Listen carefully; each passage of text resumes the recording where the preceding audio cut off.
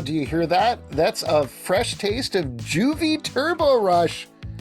Direct from A-Train, zero sugar energy drink. Just having a delicious sip of that there to get energy for the latest episode of Let's Hear It for the Boys. I'm Alex. Wow, I'm Justin. Really great drink acting there. Just really beautifully done. Thanks, Justin. We're talking about Gen V. I'm Pete.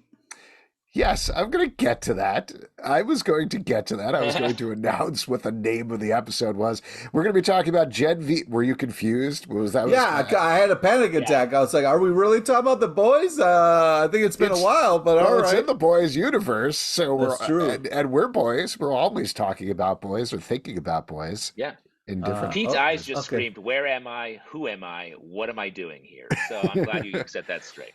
Well, if you're listening, what you are doing here is listening to a podcast recap of Gen V, Episode 5, Welcome to the Monster Club. If you haven't checked it out on Prime Video, please do, because we're going to spoil it right about now. In fact, I'm going to give you a little recap here of the episode. So after the big cliffhanger of the last episode where Marie and Jordan woke up in bed together after a break in the action, we're basically doing a hangover this episode where everybody's like, what did we do last night? What happened? How do we lose several days? And ultimately, at first, they think it was our theory that we had her on the podcast, that it was Rufus, the guy who can wipe and control people's minds. We find out a lot more about him. And he is, even though he's got no dick, he is a dick, is what we find out in this episode. Yeah, that's weird, right? How quickly he recovered. The dick was inside him all along. Yeah, like he recovered really quickly from his dick exploding. I would have expected it to affect his gait or maybe how he ran, but I guess not. No, that's true. I do have a theory about that I want to get to in a second. But ultimately, the big reveal. A dick theory? I always have a dick theory, and let's hear it from. He majored in dick theorism. I did. Not a lot of applications. My parents were like, "Why are you doing this?" And I was like, "It's what I love. Let me do what I love here at college." That's what I'm good at. The big revelation at the end of the episode is it wasn't Rufus. It was actually Kate. Kate is working for Dean Shetty. And Kate seemingly wiped everybody's minds, took their memories multiple times, opening up a world of possibilities and questions going forward in the series and changing everybody's loyalties rapidly. That's where we wrap up here. Obviously, a lot of stuff happens in the middle. We get more movement on the relationships. Emma and Sam, a little bit. Marie and Jordan, a big bit, as they kind of figure out what they mean to each other. And Audrey and Kate, of course, not doing great by the end of the episode. Not so hot. So hot. So here's my theory real quick, because I was thinking about this with Rufus. Yes, he got his dick blown up by Marie in the previous episode.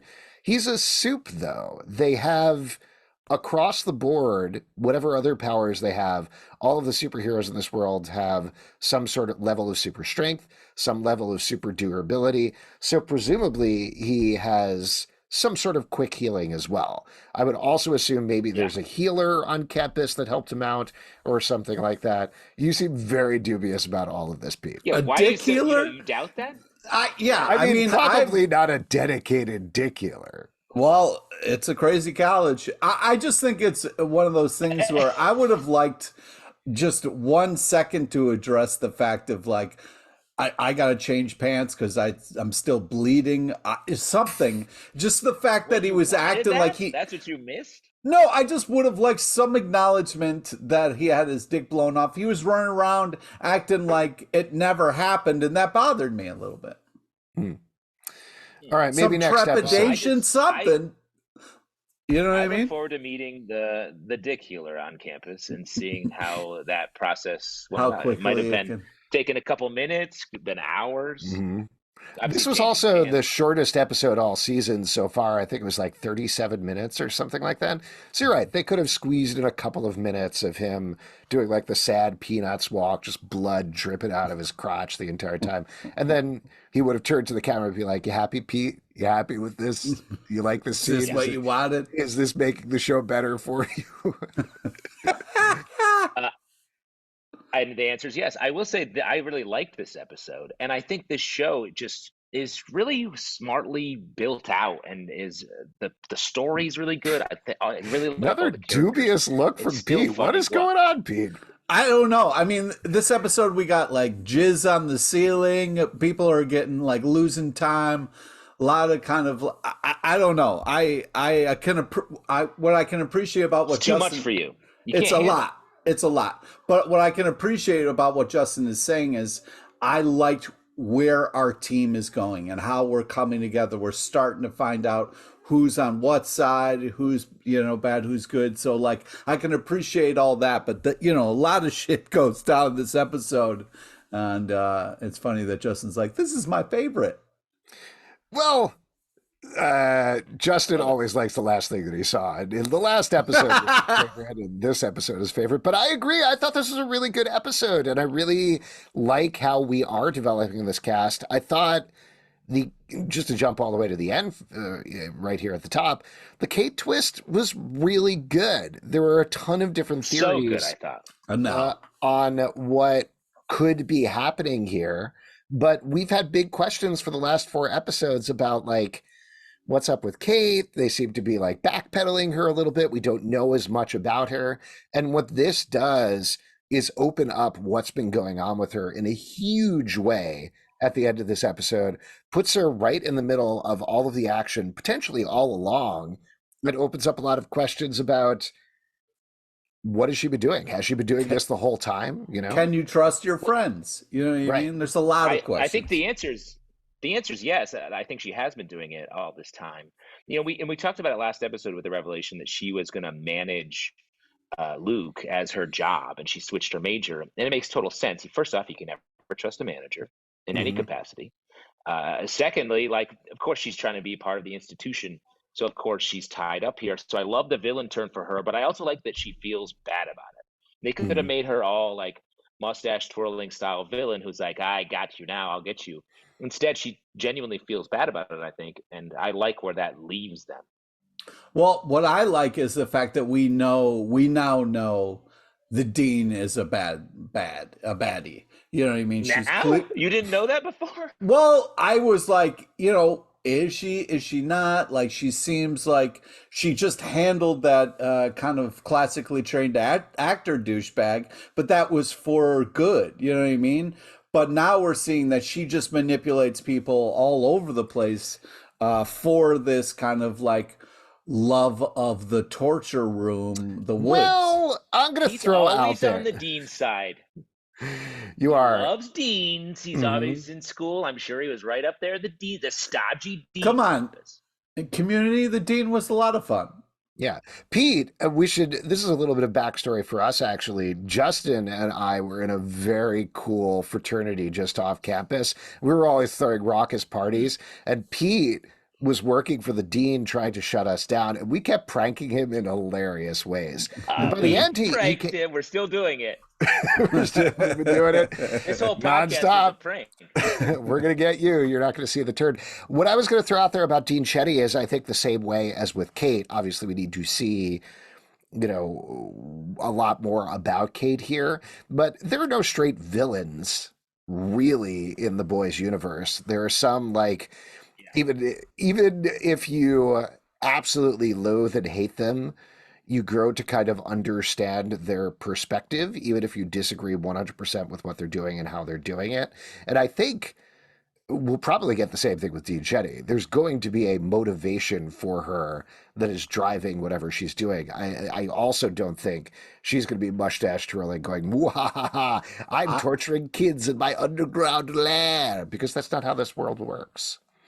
All right. Well, we'll see. We will see. We will see. I feel like we're going to get of all the possible villains on this show, I feel like Dean is going to end up being the most mustache twirling of them all. I think that may be, but we did get some huge reveals about what her and Dr. Cordosa are up to. In that he's working on a virus to control supes, specifically the kids at the school, right. And that the dean, like Marie's powers are very rare, and she has a benefactor. So, like, I feel like that's huge underlying motivation for this whole season, right there. Well, I think the motivation for the season is the character who can open a hole in her back and then shoot jizz anywhere she wants. That's like a blowhole. She's like a whale, but for jizz, right? Is that what's going on? That was I my don't know, take. I Alex. I don't can't know if you believe you know just how said whales. I don't know if you know how whales work, but it's not really that way. That's not how that. That's not what that's for. You sure? I've seen Pinocchio a bunch of times. Oh boy, this is getting weird I guess fast. I'm not sure. Yeah, in the original story, Pinocchio gets ejaculated out of a whale. They don't really Yeah. touch on it in the Disney version, but that's I what was happens. watching. I was watching Dick Nokio. I'm sorry about that. I Wow. got that wrong. Yeah. No. Guess what happens when he tells a lie? Oh boy. Pete, disapproving of literally everything that's going on here. Classic Dean Pete, Assistant Dean Pete, not liking this. The Marie thing is very interesting. Just to throw out and speculate Exactly. wildly about the plot here, given that Dean Shetty says, no, Marie is still important to me in a different way. I think that's in terms of being the guardian of Godolkin, being this face of the university, putting her forward. But I do think we're probably going to reach a point of the season when her usefulness to Dean Shetty is going to run out. And I would be shocked if by the end of the season, Marie isn't about to be experimented on by Dr. Cardoza. And that's kind of where we end up in episode 7 or episode 8. And we reveal that the Well, and I dean really is like her the way that sister. they've used her powers. Wait, who's her sister? I don't know Dean about Shetty? that. They Yep. No. I mean, maybe. definitely not but that.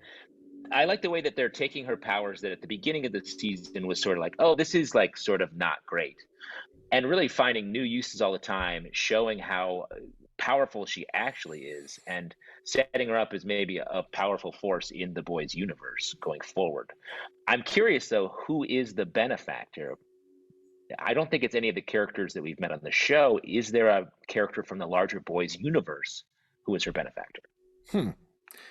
I don't know who has the money and interest to do that necessarily. Follow the money. Follow the money. I mean, it could be the boys, right? Like recruiting her. Yeah. Right? Homelander. That's cool. Yeah, I don't think it would be Homelander. That doesn't necessarily make sense. But I could see like Butcher doing it, or Huey, or what about Victoria Newman, Congressman Newman? That's somebody she might. Yeah. Newman might want her on her side. Anyway, that's a lot of speculation. There's a lot more to talk about in the episode, so why don't we get back to that? Well, I do want to ask you, Pete, not to keep getting your temperature on stuff, but a character you didn't bring up yet that you perennially bring up as a villain or unsure for some reason is Andre. In this episode, he is going a little wild because of what happened to Kate. There's a big revelation in the middle here that presumably is true. Obviously, we have to doubt everything that she's told us at this point. But when they're talking about Rufus, she reveals that back when she was a freshman, he did his mind thing on her. She woke up 3 days later, and clearly he had sexually assaulted her. He had filmed her saying he had her consent on camera, but of course she did not give consent. That was his mind powers doing it. Absolutely horrific, awful stuff that I think is treated very responsibly. Well, hold on. The line that I really thought was very good after that is Jordan remembers, and Kate being like, I don't remember. And Jordan responds, your body fucking remembers, which I thought was a good thing to put out there, particularly because like, this is obviously a real thing that happens to people. So putting it out to the viewers of the show and being like, no, just because you don't remember doesn't make it okay, is a smart, pointed thing to put out in the series. Well, that's what I would have liked. I would have liked a little bit more because this is a huge, triggering, awful thing that happens that is absolute bullshit, but is true, and people have to deal with this. And then the I don't remember thing is very real, but also the choice to take action against this person and how hard that becomes is also so ridiculous and frustrating. And that's I wanted to have a little bit more of a moment there to kind of be like, this is really fucked up, and the fact that we can't do it, because Rufus is still running around doing this bullshit while all of them are still like, oh, I don't remember. You know what I mean? That's what's so frustrating. Dickless over here can still ruin people's lives, and it's just it's awful. So I would have liked to hang in that a little bit, or I had a little bit. I don't want to have to dig for the good point is what I'm trying to say. I just would have liked it to been a little bit louder and prouder, because it's just so awful, and it's real life, unfortunately. So yeah, it's tough, but I would have liked it a little bit more. But yeah, I hear what you're saying.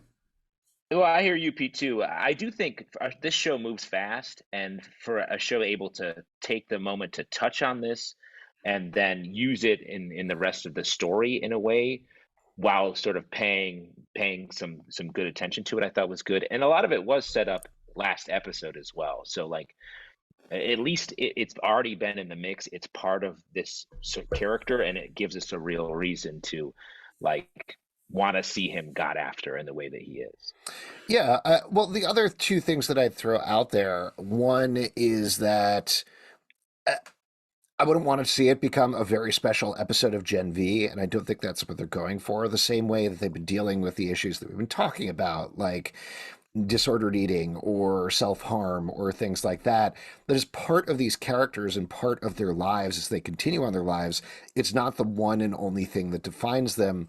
But it is something that's part of them, and it is something that's not going to go away. So in a very similar way, to see how we've seen that crop up, like, for example, Emma has this huge, big, powerful moment where she goes ham on the bowl of spaghetti and meatballs and grows huge.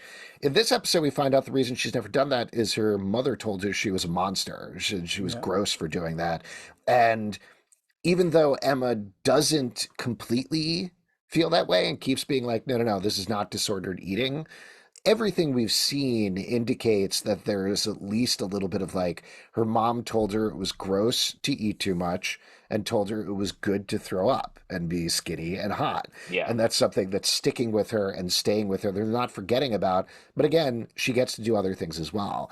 I think now that we have this out here for Kate, it's not something that they're just going to leave behind. They're not going to be like, I was sexually assaulted once at the end.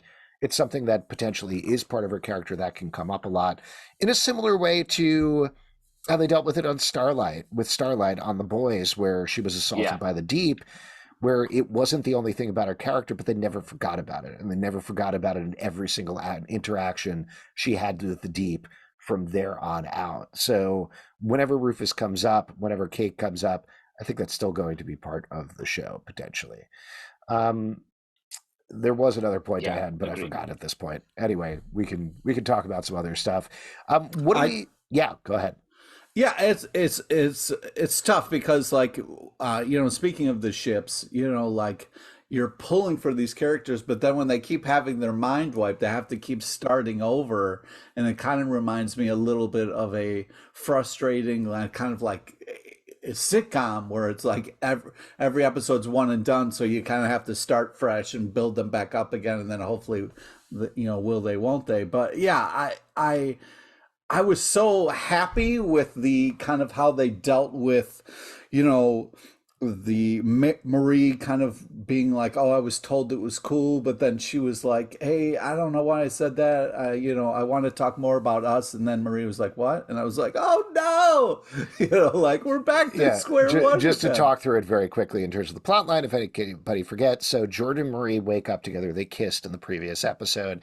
They have a little bit of a awkward conversation where they're trying to wonder what's going on. They realize that they did sleep together.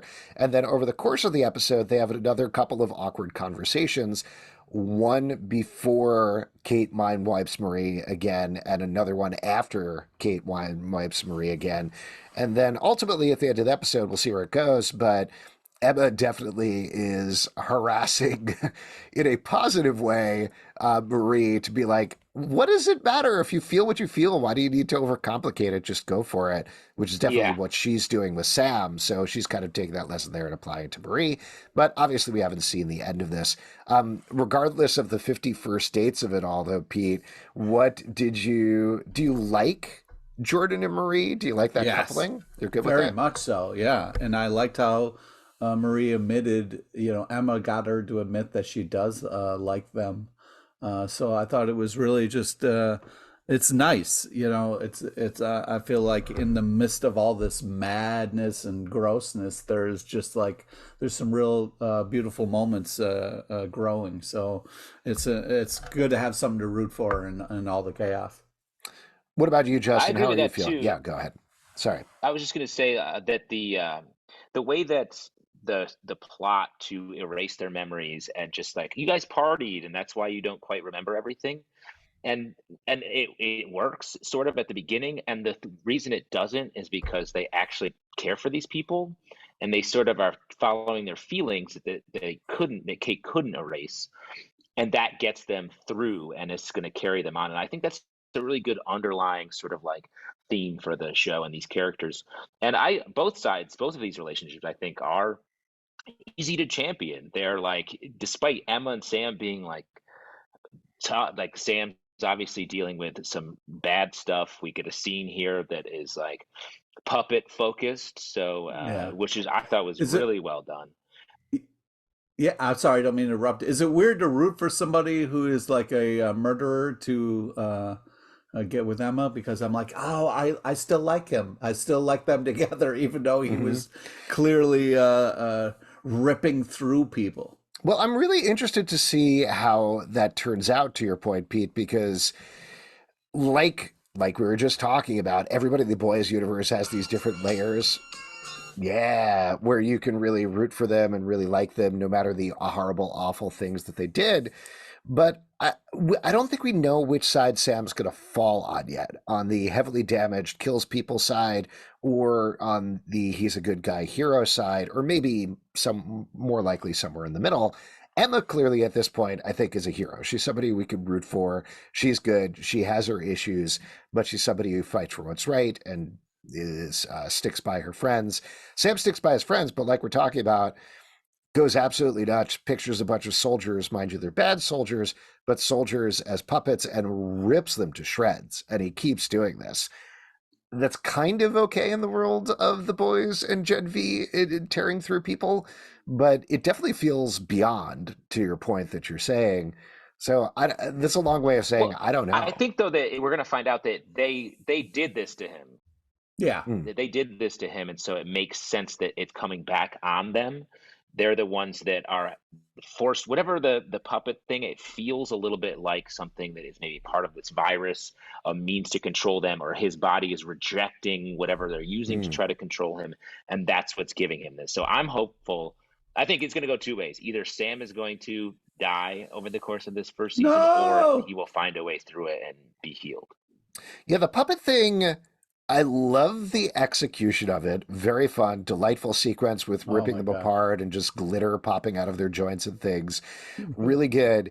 Like I said last episode, it's still a little too close to the Black Noir cartoon character thing from last season of The Boys for me. It's a fun callback, but then they change a little thing, I don't know.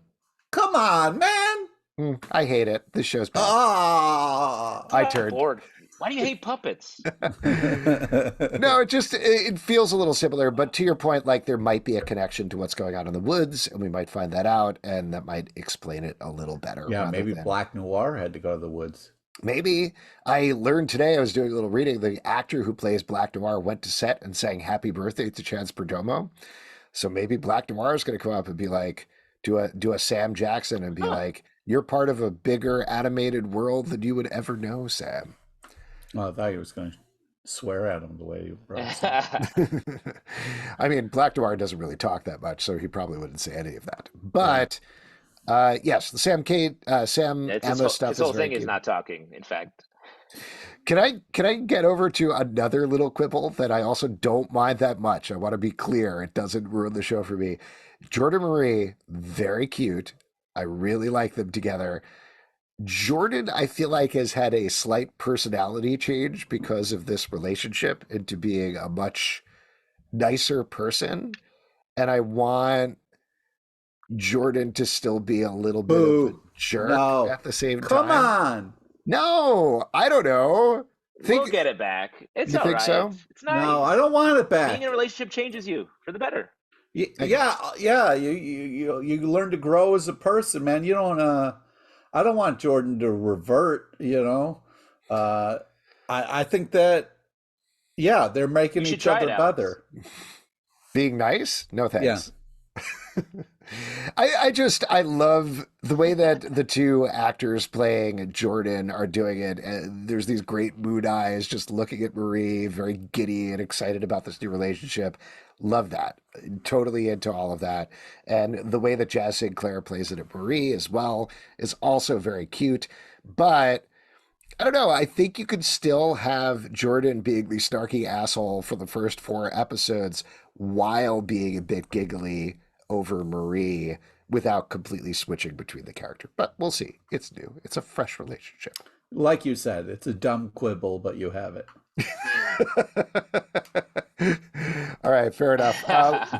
What about Kate and Andre? What do you think at this point? Is Kate, are they done? Are they donezo? Is it Splitsville for Kate and Andre? I hope not. I'm pulling for Kate to, turn this around because she was manipulated by the dean. You could tell the way the dean did the kind of like, got the T shot, I think it was, I'm hoping that they can work it out. I'm worried about it, but I'm hoping that Kate can still be a part of the team because I think they're going to need her.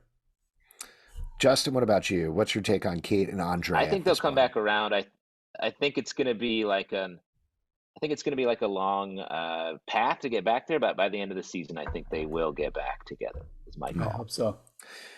What else about the episode? I do want to mention we got to see a lot more of Maverick, who is the invisible RA, who I didn't realize this. Maverick is the son of Translucent from The Boys, the guy who got blown up by the bomb up his ass by Huey. Right. There's a very quick line in the second season where they're having a funeral where Homelander lies to the audience. It's like his last words before he stopped those terrorists were, "I love my son Maverick," and he looks out of the audience, and it's a different actor, but now he's the RA at Godolkin University. But I loved all the messed up shit that happens with him, and knowing that he's Translucent's son makes it all make more sense. The fact that he's like being in a BDSM relationship with a goat, and he's jerking off to boys and girls in the bathroom, all this horrible shit, but also having a nice conversation with people at the same time, being a good RA. I don't know if you could say he's being a good RA. Being the best person on the show. Oh my God. Someone to look up to. I think he is being a good RA, despite the fact being a total creep, a problematic creep. I really like the party footage that they showed at the beginning. That was my God. Fun. So fun. Emma chugging a keg was hysterical. That's great. They got I assume they do because they do such a good job with Boys Gen V's social stuff, but they got to put that up on TikTok if they haven't. That would be very, very fun. So that was very good. And then, also Dusty, I think the name of the character, the Soup who looks like a kid but is actually 28. Just he has a dick like a hairless caterpillar. Yeah. Just a funny background character. I really like that quite a bit. That's always enjoyable. What else? There are a couple of other things I wanted to call out. What was heartbreaking was the kind of like do you want to go? No, you go, Pete. What was the thing that was heartbreaking for you? The kind of like Kate and Andre having that, we got to see them together, just kind of smoking weed, hanging out, watching TV, just really kind of being themselves. And then kind of the twist reveal that she's been the baddie all along. It was tough because it was like, I wasn't sure how I felt about them, but this really kind of clicked it in for me of like, I like them together. They get along really nicely. And I feel like could be good for each other. So that's why it made it that much of a bigger heart-wrenching turn when we found it was Kate the whole time. Yeah. Well, I think that's structurally why that scene was in there, right? Is to get you really invested in the relationship before they pull the rug out. Justin, what were you going to say? I fell for it. I want to shout out the mesmerizer. That's a fun little thing that we see a little bit of here in a couple ways. Yeah, Great. that was not sure what that means. Oh no, that was the show that Haley Joel Osment was on as a kid. Yeah. He showed Great up call in out the for the second boys. season, I Right. think, if I remember correctly. But yeah, I loved everybody watching that show. That was very fun. Yeah. Fun running bit. We also got some Whataburger in here when Yep. Rufus does. I assume in the middle there, when Andre flips from Rufus to the Whataburger, that is Rufus, not Kate, right? Like I was doing this whole, I don't know, memento thing of like going back through my mind and trying to run through all the scenes to figure out which was Memento which. thing. You're like writing on your hand. It was Kate. Maybe that's not the movie I'm thinking of. That was Rufus, though, I think, too. Yeah. Usual Suspects. I think that's what I'm actually thinking of. This is a Yes, that's definitely what you're doing. yes, 100%. The place that Emma and Sam are at, you guys were 100% right. That is a drive-in theater, and she shows off a jacket or a shirt from it. Sure. And I found this out today. This is an actual, real drive-in theater, and the thing that she shows off, the Stardust Drive-In Theater. It's about 45 minutes outside of Toronto. That's the actual logo of the thing. Oh, wow. So that's where they were. If you want to go see, they're going to be showing the Eras Road tour. trip. The Eras tour there, yeah. So we could definitely hang out and kill some puppets or something. Oh, that would be That's fun. Yeah. I like the effect of Marie removing the tracker. It was like this gross Oh, blood my zit God. popping. Yeah. But I like that. Like we've been talking about, her figuring out different ways of using her powers, I thought was really interesting. Yeah. Yeah, and I think that was it. Anything else you guys want to call out here? I just like the Shouts to the Jumanji callback. yeah. Yes. Yes. I just like that line of like, oh, I fucking wiped you again. You know, like this realization that like Marie got wiped, and it was such a, I don't know, I just like the wording of it. I thought it was a really kind of cool moment. Let me ask you guys about the title of the episode. Maybe there's a reference that I'm missing here, but it's Welcome to the Monster Club. The last line of the episode is Andre telling Kate, "You're a monster." So presumably it's about her. But no? You don't think so? No, I mean, because we get monsters a couple times. Like Yeah. Emma gets, her mom says that she's a that's true. monster. Like it's kind of the reveal that they're all monsters. Sam's a monster. They're all monsters. Welcome to Monsters Club. They are kind of that They're the club. Monsters Club. Yeah. There you go. Okay. I wouldn't want any Monsters Club that wouldn't have me for a member. I got that very wrong. Anyway, before we wrap up here, why don't we talk about Best Boy in the episode? Justin, do you want to call out your Best Boy first? A lot of good characters here, but this is definitely a Marie episode, I thought. I loved her using her powers to pop the tracker out and her putting it together, figuring out her relationship with Jordan. I thought just great Marie episode. And just so we're not, constantly me and Justin going back and forth and saying Emma Marie, you know what I mean? Just to switch it up. I'm going to say Emma because she had just a fantastic episode, and seeing her chug beer and kind of get recognized and have that happy moment, ignore her mom's phone call. I'm really happy with who Emma is turning into and becoming here. And, not only is she the rise on the list of superheroes, the numbering, but, definitely as rise in one of the better characters. I also want to quickly just say, I love the music choices that they're making at the end of every episode. It's so fun. It's such a nice kind of like exclamation point on the thing that they are kind of talking about. So it's very enjoyable. Yeah. I'm going to give it up for Maverick this episode. He's just out there being a good RA. Of course. It's not a good RA. Dude. Living A his good best RA life. doesn't watch people shower. Being honest about what he wants and going Alex, for are it. you an RA? You have RA energy, right? You do have RA energy. Yes, I am. I'm drinking this RI drinking an energy drink. Yes, I am. I don't know what I'm talking about here. Well, that's a good, terrible place to wrap up. If you'd like to support us, patreon.com/comic book club. Also, we do a live show every Tuesday night at 7 p.m. to Facebook and YouTube. come hang out. We would love to chat with you about The Boys and Gen V. Apple, Spotify, Android, or the app of your choice to subscribe, listen, and follow the show at Comic Book Live on Twitter, Comic Book Club Live on TikTok and Instagram, comicbookclublive.com for this podcast and many more. And guess what, guys?